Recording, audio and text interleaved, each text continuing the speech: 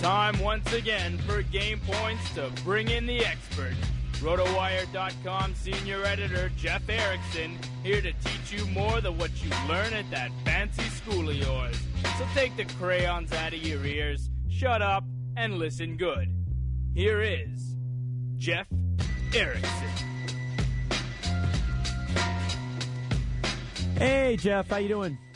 I'm doing all right. Yourself? I'm well. A nice big comeback by my Broncos last night. Indeed. You must be flying high off of that. I'm not, Jeff, and I'll tell you why. You're here to talk fantasy football. I have never been more frustrated in my entire life, Jeff, than I am right now with fantasy football. I was so excited this week. I was playing a team that was starting because of bye weeks. They were starting guys like Woodhead and Jordy Nelson, and I thought, this is going to be great. I'm 2-3. But I have the second most points scored in my 12-man league. And sure enough, I had another great week. Mike Wallace and Victor Cruz and Peyton Manning and Eric Decker and Giants defense was decent and on and on and on. And McFadden was okay. I had no disasters other than Trent Richardson, who actually had a lead that he could have nursed for the first time all year. The Browns had a lead in the fourth quarter, and this is the time that he gets hurt after I just traded him for A.J. Green. But anyway, I'm in last place at 2-4, and I have 100 points scored more than anybody in my division. Very, very frustrating. I imagine it's super frustrating. And, you know what, I've been there before. I've been on both sides of that coin. I've been on the side where, I had the third worst score for the week and happened to, play the guy that had the second worst. It happens sometimes. It's frustrating. You know what? I think it's just one of those situations there where you just have to, it's the vagaries of fantasy football. It's why, sometimes the idiot in your fantasy football league can still win it, but he never can in baseball because we're dealing with small samples. We're dealing with luck of the draw sometimes. Yeah, it's fair. That's a fair estimate, or rather explanation there. All right, Jeff _Erickson on Twitter.com, by the way. If you want to follow him there, go ahead and do so. He's got a lot of followers in that RotoWire Nation. Let's talk some fantasy football here in studio. We have Mocon, of course, as well. Stefano Micella helping us out. Jeff, I'm going to go right to a question that Mocon should be asking you because he's a Raiders guy. Boy, Denarius Moore looks like a pretty nice emerging wide receiver there. What are your thoughts on him right now? Yeah, he could be a number one. Especially, Hayward Bay's back, but he's not getting the targets. Moore's getting the targets now. Denarius Moore, he was a little bit raw last year. This year, he's healthy, and that's a big thing. Remember last year he had a hard time staying healthy. He only played 13 games. This year he's healthier, although he missed one game at the start of the season. And, progressively he's been getting pretty good action. You look at the last 3 games, 10 targets, 8 targets, 9 targets. Carson Palmer's looking at him a lot, and they get a full preseason working together. Next thing work together over the bye week. Next thing you know, he's pretty comfortable with them. He's turning to him a lot. Jeff, looking at the Minnesota Vikings, in particular, Percy Harvin, in the clip that he is going at, do you think he can still stay at that clip? 49 catches so far, 540 yards, but the TDs are kind of low right now. But do you think he will slow down at some point, given how many touches he has on the football all throughout the 4 quarters? I think the big question with him always is durability. He's getting so many snaps that he's getting all the pretty much all the offensive snaps. He's getting he's on the field almost all the time. He's getting all these carries in addition to the targets in the passing game. You would have to think that maybe there's some attrition given his history, but at the same time, he's Christian Potter's first and second read in the passing game. 14 targets against the Redskins. Now, granted, they're playing comeback ball, but he's turning to him a lot. I think he's going to do so again this week against Arizona. As long as he's healthy and the hamstring's fine, the migraines are gone, I think he's going to be a guy that's pretty productive. Jeff, let's talk about Matt Schaub. Is he a quarterback that you're now downgrading to QB2 status? He's not exactly putting up career numbers right now. I think he was already there. I think he was drafted as such. We saw how much Houston runs in the red zone. I think that's the big takeaway. And then granted on Sunday night he had to try. They had to turn to him to try to do a little bit more once they fell behind, and he couldn't deliver.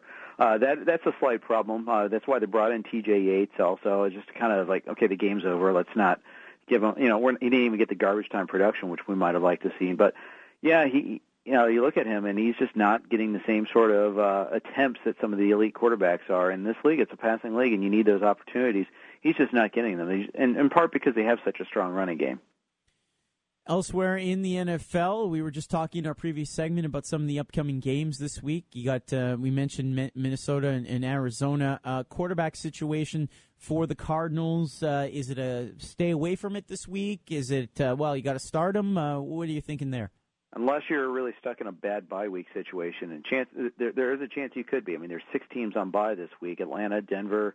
Those are 2 Matt Ryan, Peyton Manning, Michael Vick, Philip Rivers. They're all on bye. In addition to the Kansas City and the Miami quarterbacks, that could leave that situation for you. But no, I'm not thrilled with John Skelton. He was miserable when he came in to replace Kevin Cobb late in the game against Buffalo and went 2 for 10 with a pick. He was the starter in Week 1. He was coming back from the ankle. Maybe it'll be better, but they're not going to be able to run the ball. Their offensive line's pretty awful. Minnesota's a tough opponent, especially in the Dome. I don't think it'll be a good start. I'd rather have his opponent in this game, Christian Ponder, for instance. I'd rather have Matt Hasselbeck. I'd rather gamble on Brandon Weeden against the Colts on the road. I think those are the guys that might be available that might be better starts. Jeff, seeing as this week that the Washington Redskins played the New York Giants and they had so much success against them last year, do you see any sleeper starts in the Redskins lineup this week? I think that maybe Santana Moss, if Pierre Garçon's out again. It seems like Moss is the guy who gets a few more looks. But the Giants, they're kind of strange that they've stepped up on 3 different occasions and really shut down the opposing team. But yet they turn around and give up a lot of yards to Brandon Weeden and the Cleveland Browns, who didn't really have a wide receiver that could, it was supposed to be able to burn you. But so, I think RG3 is a start. I think that Alfred Morris is a start. After that, it's kind of a gamble a little bit. Maybe Fred Davis does something. Maybe Moss does something. After that, it's pretty much you're out on a limb. Unless you're really desperate for a bye week situation again, I'd probably stay away. Jeff, looking at the Green Bay Packers, of course, Aaron Rodgers had a fantastic game on Sunday night against Houston. But what do you foresee Greg James in this offense? He's been banged up the last couple of weeks, and he is a free agent after this year. Do you think they'll phase him out and not give him any touches as they are to Jordy Nelson, Driver, Jones, and, of course, Jamarca Finley? Don't forget Randall Cobb. I forgot about him as well, yes. Starting to take over. In fact, Rodgers was quoted today, I think, saying is that Randall Cobb might be the best draft pick ever. It might be the GM's legacy, their best draft pick, or at least maybe best late draft pick. Jennings, they're not going to phase him out purposefully, but I do think that they're being very cautious with this groin injury. They don't want to be in a situation where he aggravates it yet again, where they're they were in the New Orleans game where he was out after 13 snaps. They're going to try to be especially cautious with him, and because of that, they're going to make sure he can practice this week. So. They've got St. Louis this week. We'll see if they can go on. They're not on bye until Week 10, so that's kind of the tricky spot. They don't have like a situation where they can just rest them with impunity. They need healthy bodies the next 3 weeks. So that's the tricky part with them. I think Cobb is actually a really good start this week. I think you're going to see Cortland Finnegan take on Jordy Nelson, and I think that Cobb's going to have to get more targets as a result of that. Jeff, final question for you. Maurice Jones-Drew coming off a bye week. You like him? I do. In fact, I like a lot of his schedule the rest of the way. At Oakland this week, that should be pretty solid. Should be a good positive matchup for him. Looking down the line, you look at some of the other games he has this year. He's got a game against the Colts.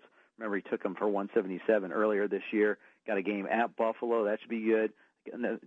Another game against Tennessee. 2 games against Tennessee, as a matter of fact. Those are some pretty friendly, running-friendly games. And, in fact, even at Houston, we've seen some teams run the ball against them okay, too. So I do like him this week, and I like him down the road. Jeff Erickson, rotowire.com is the website. And, of course, Jeff_Erickson on Twitter.com.